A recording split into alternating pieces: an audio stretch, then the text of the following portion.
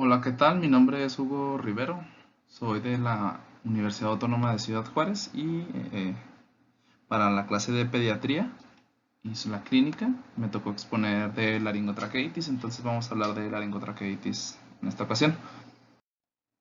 Bueno, como introducción es importante recordar que la resistencia de las vías aéreas de un infante comparado con lo que viene siendo un adulto van a ser muy diferentes. El lumen de estas vías respiratorias en un infante va a ser mucho más angosto, por lo que una reducción de, este, de este lumen, que puede ser en la misma cantidad en un adulto que en un lactante, en este caso como está en la imagen, va a disminuir muchísimo más el lumen, por lo tanto la resistencia va a aumentar de forma exponencial y va a afectar de forma mucho más significativa a los infantes. Sí, como se aparece aquí en la imagen, del lado izquierdo se encuentran las vías aéreas de forma normal y del lado derecho un edema de aproximadamente 1 milímetro en lactante y el mismo grosor del edema en un adulto va a afectar de forma completamente diferente la resistencia y pues el área transversal. En este caso el área transversal que se afecta este, en los infantes, en los lactantes, se va a quedar, se va a afectar más del 75% y pues en el adulto se afecta aproximadamente un 44%. Para recordar un poco de anatomía de la laringe, sabemos que la laringe es parte del aparato de conducción de las vías aéreas superiores y también como funciona como aparato de fonación.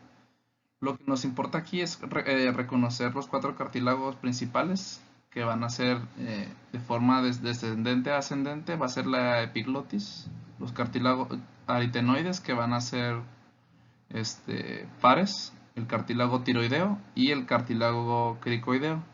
Aquí el que más nos interesa va a ser el cartílago cricoideo porque este cartílago delimita en su límite superior lo que vienen siendo las cuerdas vocales, ya cuando existe el tejido blando que va a ser por la parte interna de esta laringe. Entonces, lo que pasa aquí es que en los pacientes pediátricos, aquí va a ser donde va a estar la porción más angosta de nuestra laringe. Por lo tanto, debajo de las... De la, ay, perdón. Lo que pasa aquí es que en el cartílago cricoideo se va a denominar ya aquí lo que viene siendo la subglotis, ¿sí? Y si vamos descendiendo, pues obviamente va a empezar la tráquea y las vías aéreas inferiores. Pero aquí lo que nos importa es que esta porción, debajo del cartílago cricoideo, va a ser la porción más angosta de nuestra laringe.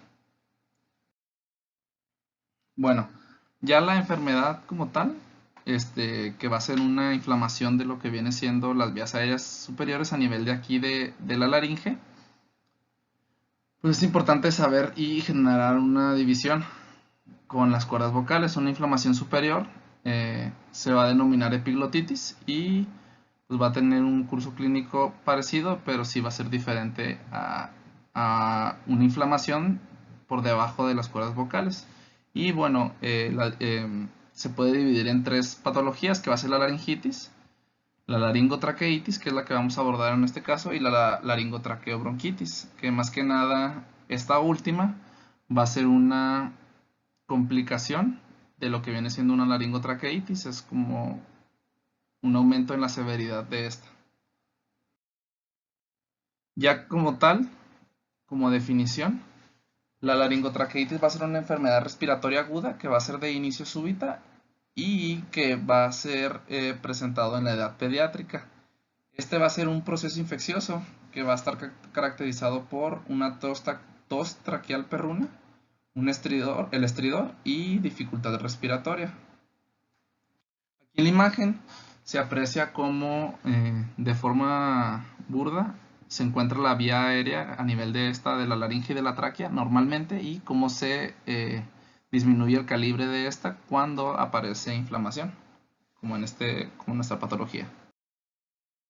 Bueno, para empezar, el estridor hay que definirlo, que este va a ser un ruido de respiratorio agudo fuerte que usualmente va a ser inspiratorio y puede ser bifásico. ¿Cómo se produce este ruido? Va a ser por un flujo aéreo turbulento que está ingresando pues, de las vías aéreas más superiores, y como está estrechada el lumen, la vía, pues va a generar este flujo y se va a escuchar de esta manera el estridor. Es importante saber que esto no es un diagnóstico, sino va a ser un signo de obstrucción de nuestra vía aérea superior. De epidemiología. Bueno, de epidemiología hay que saber que es más frecuente en pacientes a partir de los 3 meses de edad hasta los 5 años, y siendo el pico de nuestra incidencia va a ser a los 2 años.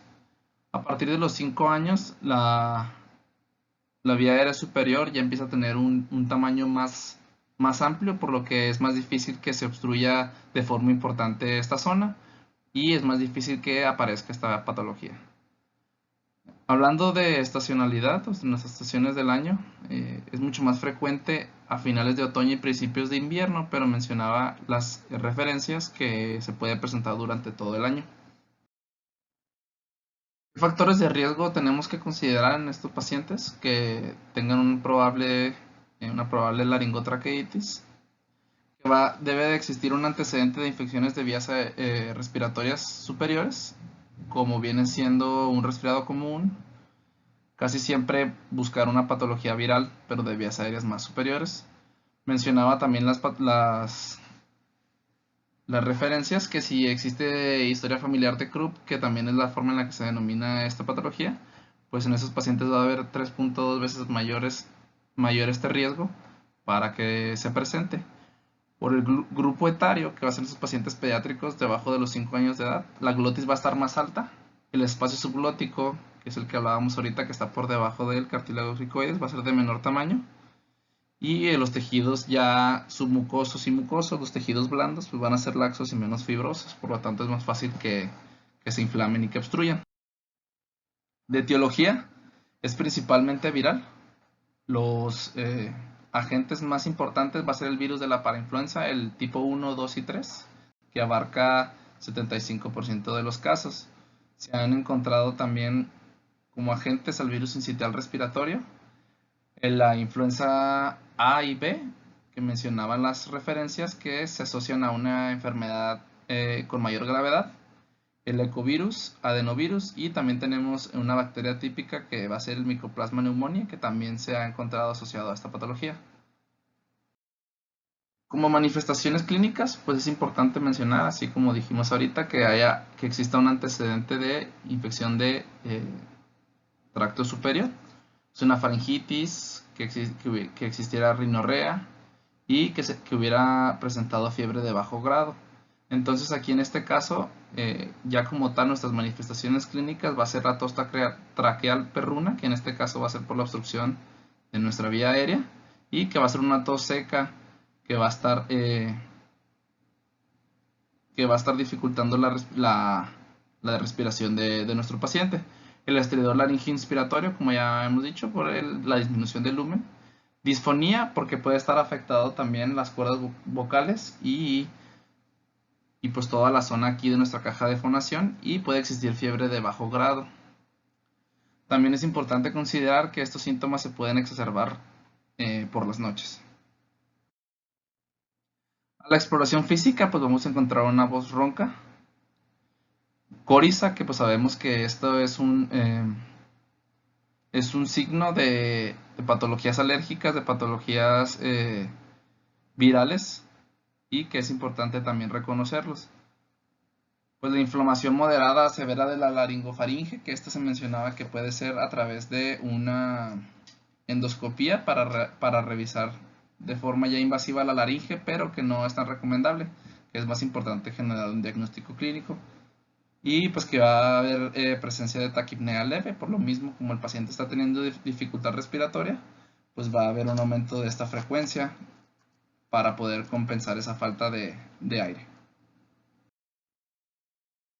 El diagnóstico se mencionaba que va a ser clínico de forma más importante y no se deben de precisar exámenes complementarios en la mayoría de los casos. Se debe de realizar una rápida evaluación de lo que viene siendo el estado general, signos vitales, que exista una estabilidad de nuestra vía aérea y también evaluar el estado mental, el estado de conciencia. Estos 4 puntos nos hablan de gravedad.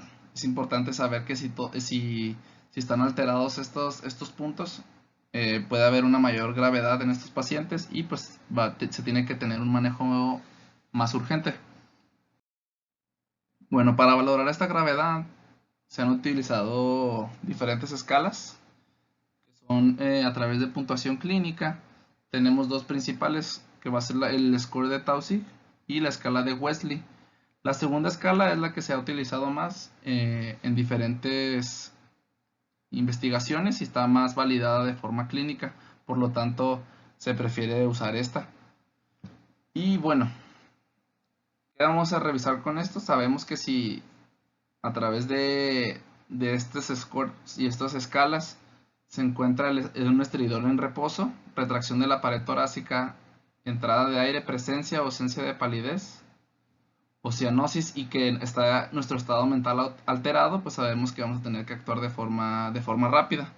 Entonces, tenemos dos escalas.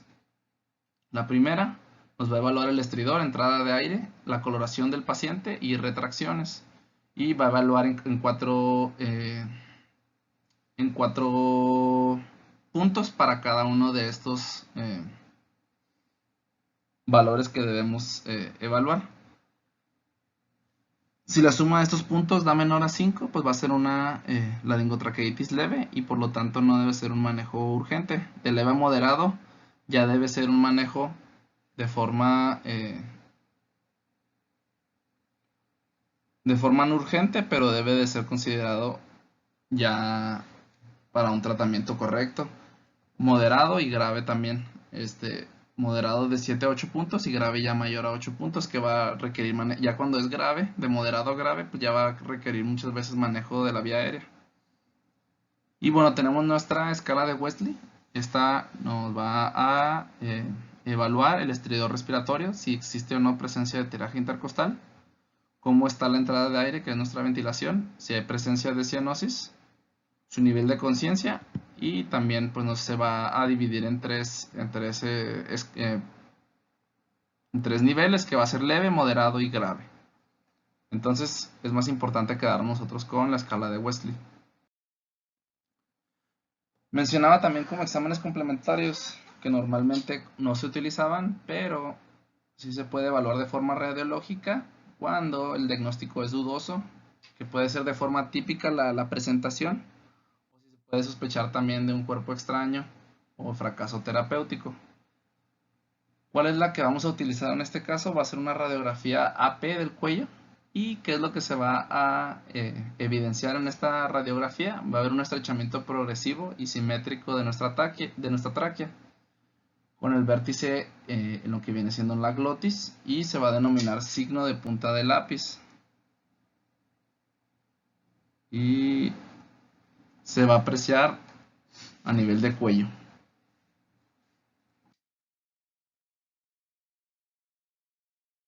Como diagnóstico diferencial, debemos de nosotros hacerlo con 4 síndromes. Sí, estos síndromes deben de ser importante diferenciarlos entre sí, ya que todos estos nos van a estar generando una obstrucción de la vía aérea superior.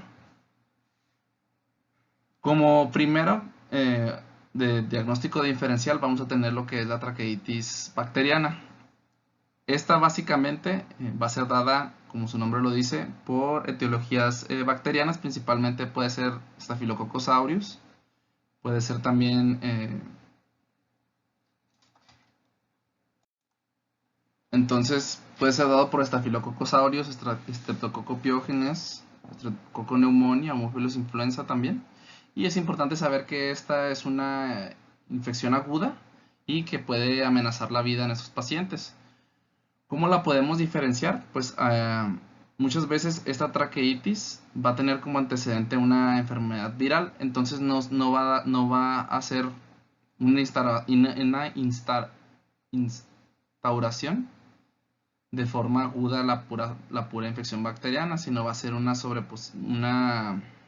sobreposición de una enfermedad viral. Es importante saber que además de que va a existir un edema, a nivel de la glotis y de la subglotis. Va a existir muchas veces presencia de membranas, de pseudomembranas a este nivel. Por lo tanto, es una forma evidente de nosotros descartar una laringotraqueitis. Como segundo síndrome va a ser el cuerpo extraño. Este va a ser, como ya sabemos, por una aspiración. Y es importante saber que la disfonía, el estridor y la dificultad respiratoria van a aparecer de forma súbita y que no van a haber signos prodrómicos como antecedente de una enfermedad viral. Por lo tanto, esta es la manera de diferenciarlos. Un absceso peritonsilar o retrofaringio también nos puede dar dificultad respiratoria, pero es importante nosotros evaluar. Es importante evaluar nosotros antecedentes de una faringitis de forma bacteriana y que se haya extendido hacia una forma hacia un lugar más inferior. Por lo tanto, a la exploración, nosotros podemos encontrar acumulación de pus en esta región que va a estar condicionando pues una dificultad respiratoria. También el paciente puede referir disfagia o dinofagia, dolor al tragar. Entonces también es la forma en la que nosotros vamos a diferenciarlo. El angiodema, pues sabemos que va a ser una inflamación de lo que viene siendo la mucosa y la submucosa, pero es importante evaluar la alergia ya sea a diferentes alimentos o a alergenos ambientales, porque está más condicionado por esto, no por una infección, que en este caso es nuestra laringotraqueitis. Entonces también de esta forma se diferencia. Como complicaciones, mencionaba que ocurren aproximadamente en 15% de estos pacientes, y algunas de estas pues va a hacer que el proceso infeccioso se extienda hacia lo que viene siendo nuestro oído medio, hacia los bronquiolos terminales, que nos puede dar una traqueobronquitis o una bronquiolitis, que también se extienda al parénquima pulmonar y nos condicione a una neumonía viral, y también, como ya habíamos visto, una traqueitis bacteriana. Como tratamiento en las guías está marcado que el objetivo siempre va a ser de nosotros manejar la vía aérea y la hipoxia que puede estar presentando este paciente. Como piedra angular vamos a tener los corticosteroides y como segunda línea en este caso vamos a tener la adrenalina. Es importante mencionar que no se recomienda nunca el uso de antibióticos, de antitusígenos ni descongestionantes. Entonces comencemos con los corticoides. Estos van a ser los fármacos más útiles para nuestra patología, pues sabemos que reducen el edema y pues van a también disminuir la intensidad y la duración de nuestros síntomas. Tienen una gran utilidad clínica ya que van a disminuir nuestra estancia hospitalaria y pueden reducir en pacientes que no son tan graves, sí que tienen una puntuación de leve a moderada en nuestras escalas. Nos reducen así la necesidad de adrenalina y pues de una posterior intubación. El fármaco que más vamos a utilizar va a ser la dexametasona de vía oral, ¿sí? De administración de vía oral, y su efecto es importante mencionar que se inicia después de 1 a 2 horas y sabemos que su tiempo de vida media va a ser mayor a 12 horas, por lo tanto va a estar ejerciendo su función en estos pacientes. La dosis que se utiliza normalmente va a ser de 0.15 miligramos por kilogramo, y en estudios revisados mencionó que dosis más altas de 0.30 a 0.60 miligramos sobre kilogramo no tuvieron una mayor eficacia, por lo tanto nos quedamos con la dosis de 0.15 miligramos por kilogramo. La adrenalina en este caso se va a administrar de forma nebulizada y se ha demostrado su eficacia en estudios clínicos en casos que ya van a ser de moderados a graves, ya que nos van a ayudar a reducir la necesidad de intubación. Es importante diferenciar que el efecto de este va a ser mucho más rápido, comenzando a los 10 minutos con un pico máximo de 30 y una duración de hasta 2 horas. Por lo tanto, este pues va a ayudarnos a disminuir de forma mucho más rápida y en pacientes graves. La dosis que se utiliza y el fármaco va a ser la L-adrenalina con una concentración de 1 a 1000, dosis de 0.0 mililitros por kilogramo hasta un máximo de 5 mililitros, y se completa con 10 mililitros de suero salino. ¿Cómo se va a nebulizar este? Con un flujo de 5 a 10 litros por minuto con oxígeno al 100%. Esa es la manera en la que se va a estar administrando. En este caso, el pronóstico de estos pacientes, como en la mayor parte van a ser una gravedad que va a ser leve, entonces no va a ser necesario una hospitalización y su recuperación pues va a ser en unos días. Se deben siempre utilizar los esteroides y la adrenalina para poder acortar la duración de nuestro proceso infeccioso. Entonces es importante siempre cuidar nuestra vía aérea y utilizar estos dos fármacos para evitar cualquier complicación. Muchísimas gracias.